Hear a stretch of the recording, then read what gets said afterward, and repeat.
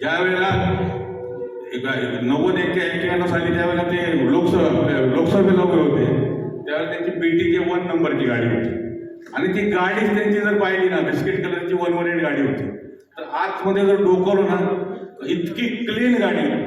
म्हणजे त्या माणसाची गाडी एवढी क्लीन, त्या माणसाचं राहणीमान. आणि ज्या वेळेला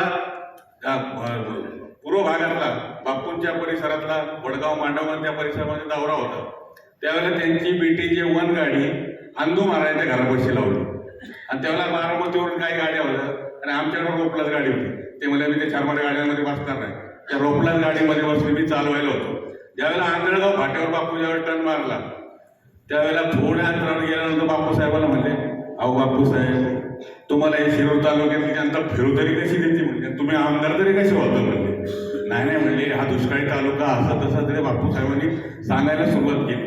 नक्की म्हणजे त्यावेळेला 91 साली विद्यमान आमदार ते पवार साहेबांचे सहकारी, पण त्यांनाही सांगायची त्यांनी भेडबाड त्यांनी ठेवलेली नाही. या पद्धतीचा दृष्टीचा नेता.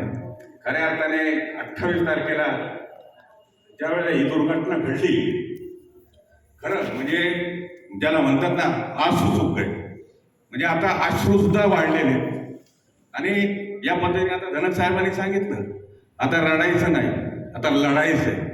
आणि खऱ्या अर्थाने दादांचे विचार, दादांचं व्हिजन आणि दादांनी जे केलेलं काम आहे त्या खऱ्या अर्थाने आपण पुढच्या काळामध्ये या कार्यकर्त्यांनी आणि आपल्या सगळ्या नेते मंडळींनी दादांच्या विचारानेच हा महाराष्ट्र पुढे नेण्याचं काम, आपलं गाव पुढे नेलं, तालुका पुढे नेला, जिल्हा पुढे नेला, म्हणजे महाराष्ट्र आपोआप पुढे जातो. आणि खऱ्या अर्थाने या जिल्ह्याची फार मोठी हानी झालेली आहे.